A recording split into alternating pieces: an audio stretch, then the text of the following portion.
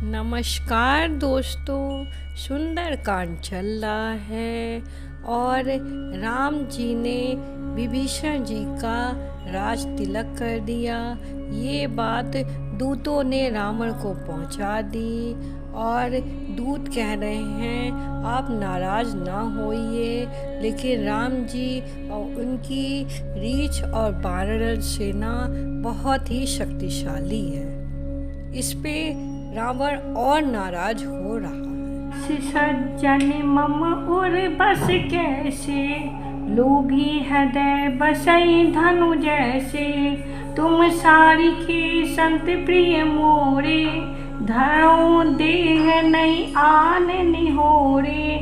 ऐसा सज्जन मेरे हृदय में कैसे बसता है, जैसे लोभी के हृदय में धन बसा करता है। तुम सरीखे संत ही मुझे प्रिय हैं, मैं और किसी के निहोरे से कर्तव्यता बस देह धारण नहीं करता। सगुन उपासक परहित निरत नीति डहनेम, ते नर प्राण समान मम जिनके द्विज पद प्रेम। जो सगुण साकार भगवान के उपासक हैं, दूसरों के हित में लगे रहते हैं, नीति और नियमों में दृढ़ हैं और जिन्हें ब्राह्मणों के चरणों में प्रेम है, वह मनुष्य मेरे प्राणों के समान है। सुनु लंकेश सकल गुण तोड़े, ताते तुम अतिशय प्रिय मोरे। राम बचन सुनी बानर जूठा, सकल कहीं जय कृपा बरूता। हे लंकापति, सुनो, तुम्हारे अंदर उपयुक्त सब गुण हैं, इससे तुम मुझे अत्यंत ही प्रिय हो। श्री राम जी के वचन सुनकर सब बानरों के समूह कहने लगे, कृपा के समूह श्री राम जी की जय हो। सुनत विभीषण प्रभु के बानी, नहीं अघात श्रम नामत जानी। पद अम्बुज कही बारही बारा, हृदय समात न प्रेम अपारा। प्रभु की वाणी सुनते हैं और उसे कानों के लिए अमृत जानकर विभीषण जी अघाते नहीं हैं। वह बार बार श्री राम जी के चरण कमलों को पकड़ते हैं। अपार प्रेम है, हृदय में समाता नहीं है। सुनहु देव सचराचर स्वामी, प्राण पाल उर अंतर जामी। उर कछु प्रथम वासना रही, प्रभु पद प्रीति सरित सोबही।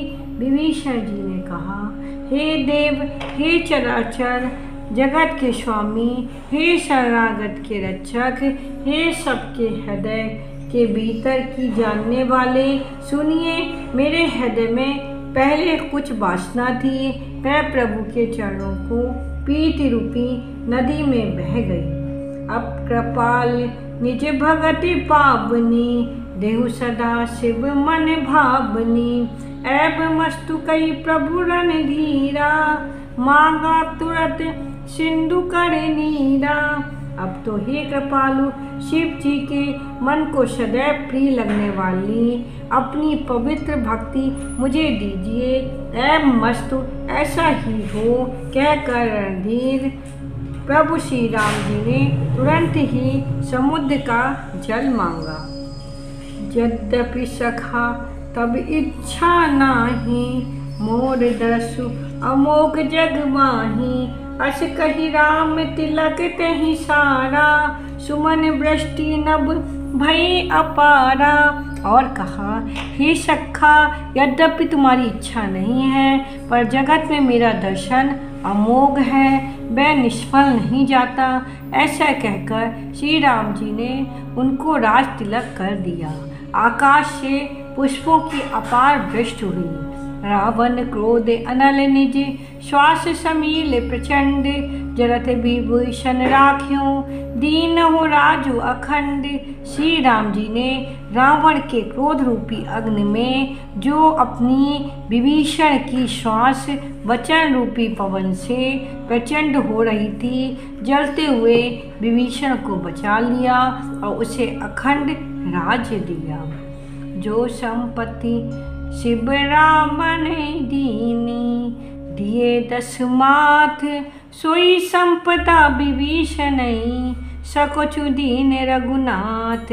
शिव जी ने जो संपत्ति रावण को 10 सिरों की बलि देने पर दी थी, वही संपत्ति श्री रघुनाथ जी ने विभीषण जी को बहुत सकुचाते हुए दी। अस प्रभु छाड़ भजई जे आना, ते नर पशु बिनु पूछ बिशाना, निज जन जानि ताहि अपनावा, प्रभु स्वभाव कपि कुल मन भावा। ऐसे परम कृपालु प्रभु को छोड़कर जो मनुष्य दूसरों को भजते हैं, वे बिना सींग पूंछ के पशु हैं। अपना सेवक जानकर विभीषण जी को श्री राम जी ने अपना लिया। प्रभु का स्वभाव वानर कुल के मन को बहुत भाया।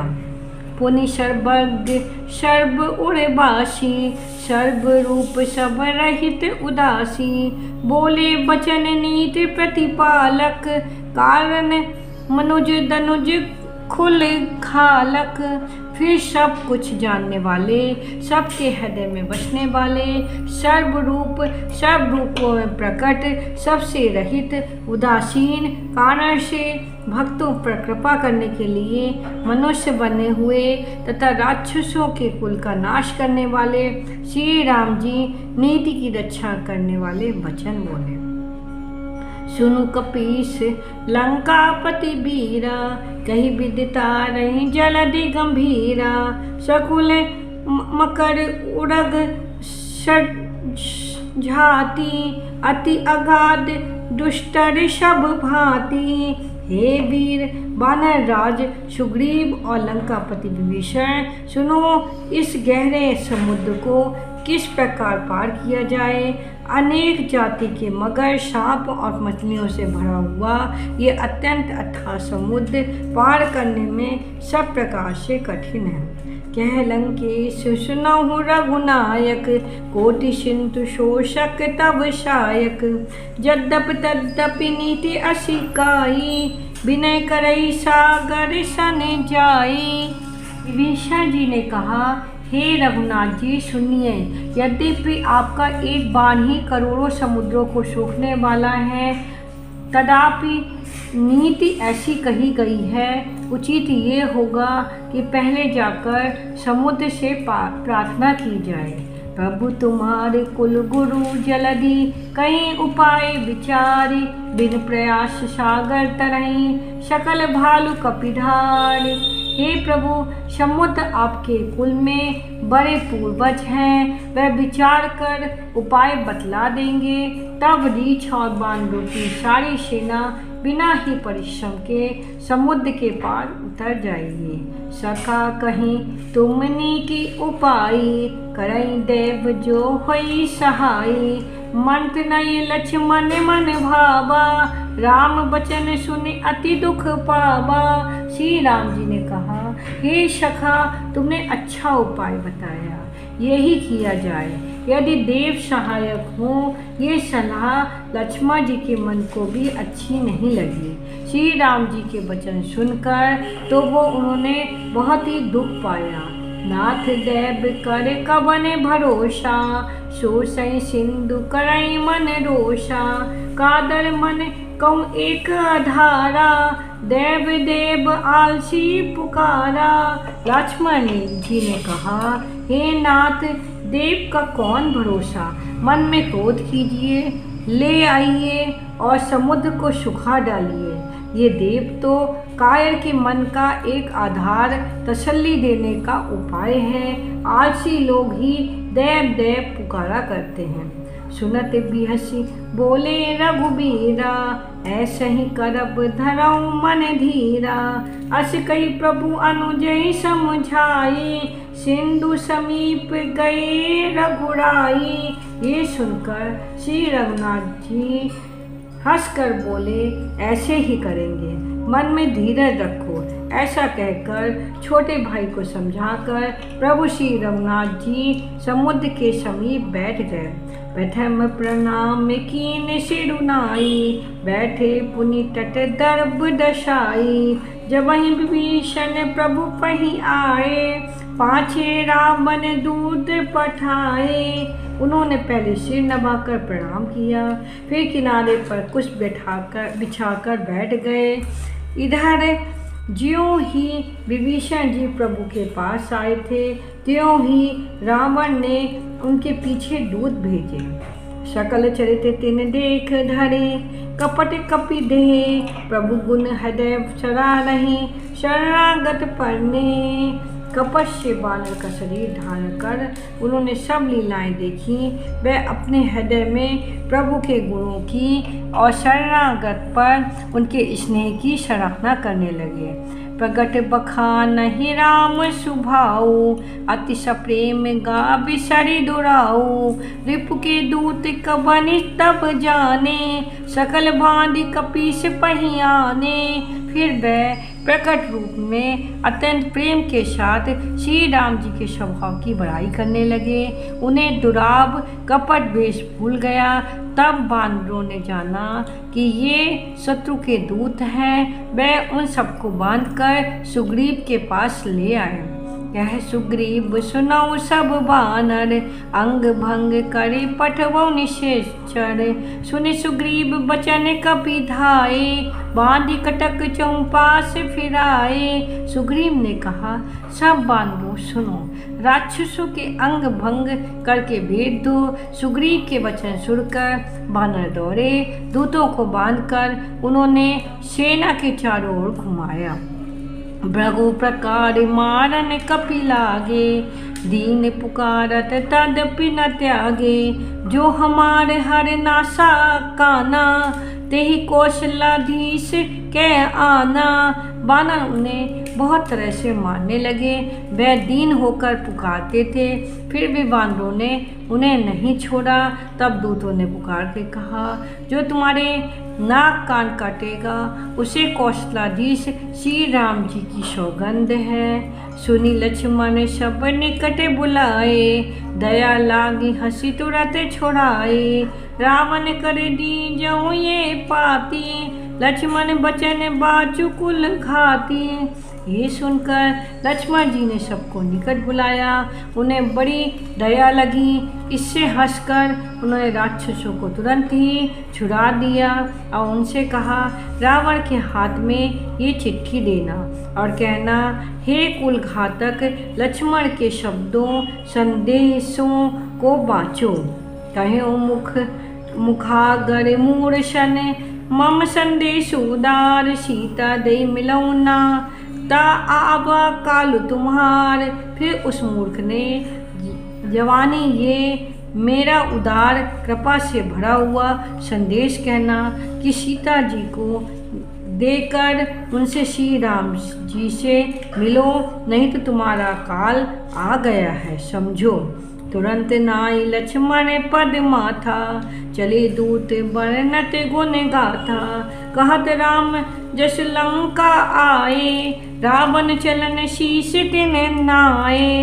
लक्ष्मण जी के चरणों में मस्तक नवाकर श्री राम जी के गुणों की कथा वर्णन करते हुए दूत तुरंत ही चल दिए। श्री राम जी का यश कहते हुए वह लंका में आए और उन्होंने रावण के चरणों में सिर नवाया।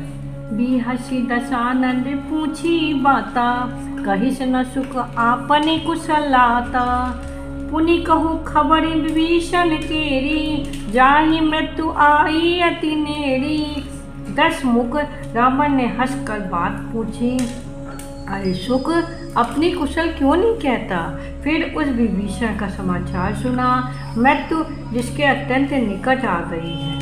करत राज लंका शट त्यागी, होई जब कर कीट अभागी। पुनि कहु भालु कीस कटकाई, कठिन काल पीड़त चली आई।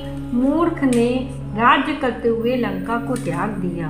अभागा जब जौ का कीड़ा धुन बनेगा, जौ के साथ जैसे घुन भी पीट जाता है, वैसे ही नर बानरों के साथ वह भी मारा जाएगा।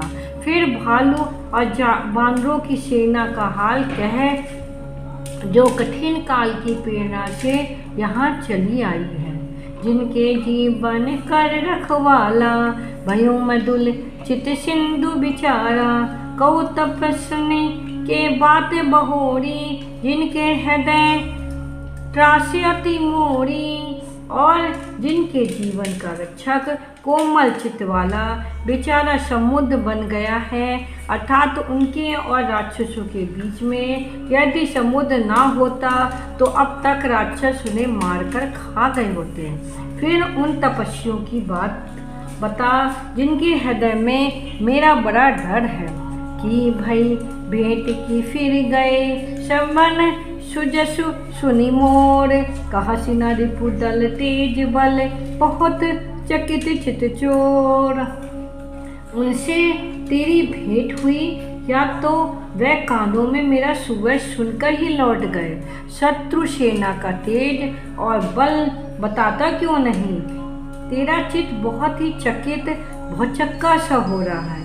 नाथ कृपा करी पूछो जैसे, मानव कहा क्रोधित जी जैसे, मिला जाई तब अनुज तुम्हारा, जाते ही राम तिलक तही सारा।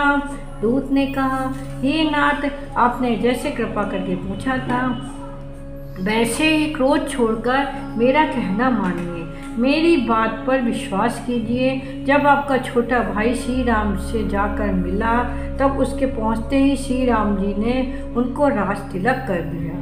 रावण दूत हमई सुनी काना, कपनी बांधी दीने दुख नाना, श्रवण नासिका काटे लागे, राम शपथ दीने हम त्यागे। हम रावण के दूत हैं। ये कानों से सुनकर बानरों ने हमें बांधकर बहुत कष्ट दिए, यहाँ तक कि वे हमारे नाक कान काटने लगे। श्री राम जी की शपथ दिलाने पर कहीं उन्होंने हमको छोड़ा। पूछई नाथ राम कटकाई, बदन कोटि सत बरन न जाई, नाना बरन भालु कपिधारी, बिकटानंद विशाल बहकारी। हे नाथ, आपने श्री राम जी की सेना पूछी सो वह तो 100 करोड़ मूर्खों से भी वर्णन नहीं की जा सकती। अनेकों रंगों के भालू और बानरों की सेना जो भयंकर मुख वाले, विशाल शरीर वाले और भयानक हैं। जहीं पूरे दह्यों हत्यो सुत तोरा, सकल कपनि महते ही बल थोरा, अमित नाम भट कठिन कराला, अमित नाग बल विपुल विशाला। जिसने नगर को जलाया और आपके पुत्र अक्षय कुमार को मारा, उसका बल तो सब बानरों में थोड़ा है। असंख्य नाम वाले बड़े ही कठोर भयंकर योद्धा हैं, उनमें असंख्य हाथियों का बल है और वे बड़े ही विशाल हैं। दिविद्य मयंक नील नल, अंगद गद बिकटाशी, दधि मुख के हरि निषट सठ, जामवंत बलराशि। दिविद मयंक नील नल, अंगद गद विकाक्ष, दधि मुख केशरी निषट शठ और जामवंत, ये सब बालक बल की राशि हैं। यही कपि सब सुग्रीव समाना, इन सब को टहने गनहि को नाना। राम कृपा अतुलित बलती नहीं, तृण समान तिलोक ही गनहि। वे सब बानर बल में सुग्रीव के समान हैं और इनके जैसे एक दो नहीं करोड़ों हैं। उन बहुत सो को गिन ही कौन सकता है। श्री राम जी की कृपा से उनमें अतुलनीय बल है। वे तीनों लोकों को तैर के समान समझते हैं। अस मैं सुना सबन दस कंदर, पदम अठारह जूथब बंदर। नाथ कटक मह सो कपिनाही, जो न तुम्हें जीते रन माही। हे दस, मैंने कानों से ऐसा सुना कि 18 पद तो अकेले बानरों की सेनापति हैं। हे नाथ, उन सेना में ऐसा कोई बानर नहीं जो आपको रण में ना जीत सके।